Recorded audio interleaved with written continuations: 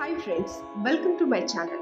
ఈ వీడియోలో మన భారత క్రికెటర్ రిషబ్ పంత్ గురించి తెలుసుకుందాం.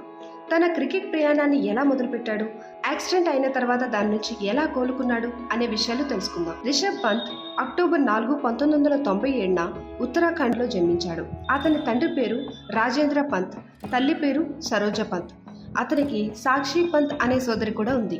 2017లో రిషబ్ పంత్ తండ్రి గుండెపోటుతో మరణించారు. అప్పుడు అతను తీవ్ర అంకిత భావం మరియు సంకల్పాన్ని చూపించాడు. తన తండ్రిని దహనం చేసిన 2 రోజుల తర్వాత పంత్ IPL మ్యాచ్లో ఢిల్లీ డేర్ డెవిల్స్ తరపున 57 పరుగులు చేసి తన దివంగత తండ్రికి నివాళిగా అంకితం చేశాడు. ఉత్తరాఖండ్లోని రూర్కీలో పుట్టి పెరిగిన రిషబ్ పంత్కు చిన్నప్పటి నుండి క్రికెట్ పట్ల ఎక్కువగా ఆసక్తి ఉండేది.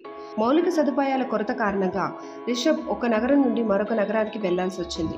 అతను 12 సంవత్సరాల వయసున్నప్పుడు అతని తల్లిదండ్రులు ఢిల్లీకి వెళ్లాలని నిర్ణయించుకున్నారు. ఇక్కడ రిషబ్కి తారక్ సిన్హా ఆధ్వర్యంలో శిక్షణ పొందే అవకాశం లభించింది. తారక్ సిన్హా గతంలో భారత క్రికెటర్ శిఖర్ ధావన్కు శిక్షణ ఇచ్చారు. సిన్హా డైరెక్షన్లో రిషబ్ బలమైన పునాదిని అభివృద్ధి చేయడానికి సహాయపడింది. తర్వాత అతను జిల్లా స్థాయి టోర్నమెంట్లో పాల్గొనడానికి రాజస్థాన్ వెళ్లాడు. రిషబ్ అక్కడ బయట వ్యక్తిగా పరిగణించబడ్డాడు మరియు తన పాఠశాల విద్యను పూర్తి చేయడానికి ఢిల్లీకి తిరిగి వచ్చాడు. రిషబ్ పంత్ ప్రారంభంలో అండర్-14, అండర్-16 స్థాయిలలో రాజస్థాన్కు ప్రాతినిధ్యం వహించాడు. అయితే రాజస్థాన్లో బయట వ్యక్తి అనే వివక్షను ఎదుర్కొన్నాడు. అకాడమీ నుండి బహిష్కరించబడ్డాడు. రిషబ్ పంత్ తన కెరీర్ని కాపాడుకోవడానికి రాజస్థాన్ నుండి ఢిల్లీకి వెళ్లాలని నిర్ణయించుకున్నాడు. రిషబ్ పంత్ 2015లో 18 సంవత్సరాల వయసులో రంజీ ట్రోఫీలో ఫస్ట్ క్లాస్ అరంగేట్రం చేశాడు. మహారాష్ట్రపై ట్రిపుల్ సెంచరీ సాధించిన పంత్ అనేక రికార్డులను బద్దలు కొట్టాడు. 2016లో భారత అండర్-19 జట్టులోకి ఎంపికైన తర్వాత రిషబ్ పంత్ అందరి దృష్టిని ఆకర్షించాడు. 2016-17 సీజన్లో జార్ఖండ్పై 48 బంతుల్లో సెంచరీ సాధించాడు. రంజీ ట్రోఫీలో అతని విజయాలు అతనికి 2017లో ఇంగ్లాండ్లో భారత పర్యటన కోసం భారత T20 జట్టుకు పిలుపునిచ్చాయి. రిషబ్ పంత్ తన ఇంటర్నేషనల్ కెరీర్ చూసుకున్నట్లయితే జనవరి 2017లో ఇంగ్లాండ్తో జరిగిన సిరీస్ కోసం భారత T20 అంతర్జాతీయ జట్టులో పంత్ ఎంపికయ్యారు. ఫిబ్రవరి 1, 2017న బెంగళూరులోని M చిన్నస్వామి స్టేడియంలో ఇంగ్లాండ్తో జరిగిన 2017 T20 ఇంటర్నేషనల్లో పంత్ భారత్ తరపున అరంగేట్రం చేశాడు.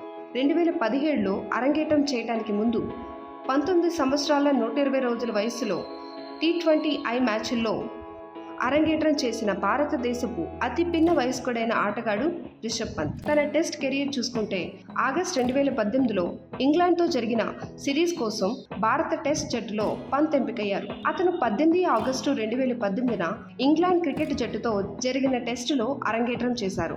టెస్ట్ క్రికెట్లో సిక్సర్తో తన కెరీర్ను ప్రారంభించిన తొలి భారత బ్యాట్స్మెన్గా పంత్ నిలిచాడు. సెప్టెంబర్ 11, 2018న పంత్ తన తొలి టెస్ట్ సెంచరీని ఇంగ్లాండ్పై సాధించాడు. అతను ఇంగ్లాండ్లో టెస్ట్ సెంచరీ సాధించిన 2వ అతి పిన్న వయస్కుడైన వికెట్ కీపర్ మరియు మొదటి భారతీయ వికెట్ కీపర్ అయ్యాడు.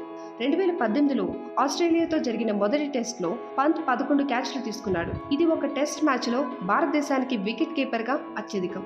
అందుకు గాను ICC emerging cricketer of the year award 2018 అవార్డును గెలుచుకున్నాడు. 2019 జనవరిలో ఆస్ట్రేలియాలో జరిగిన టెస్ట్ మ్యాచ్లో సెంచరీ సాధించిన తొలి వికెట్ కీపర్గా పంత్ నిలిచాడు. 2019 సెప్టెంబర్లో వెస్టిండీస్తో జరిగిన 2వ టెస్ట్లో టెస్ట్ క్రికెట్లో 50 డిస్మిస్లను చేసిన భారతదేశానికి అత్యంత వేగవంతమైన వికెట్ కీపర్గా పంత్ నిలిచాడు. అదే టోర్నమెంట్లో పంత్ తన తొలి టెస్ట్ సెంచరీ సాధించాడు. తద్వారా పంత్ ఇంగ్లాండ్లో టెస్ట్ సెంచరీ సాధించిన 2వ అతి పిన్న వయస్కుడైన వికెట్ కీపర్ మరియు మొదటి భారత్ వికెట్ కీపర్ అయ్యాడు. 2021 అహ్మదాబాద్లో ఇంగ్లాండ్తో జరిగిన 4వ టెస్ట్ 2వ రోజున రిషబ్ పంత్ తన 3వ టెస్ట్ సెంచరీని సాధించాడు. ఇది భారతదేశంలో మొదటిది. I hope you like this video. Thanks for watching. Please like, share and subscribe.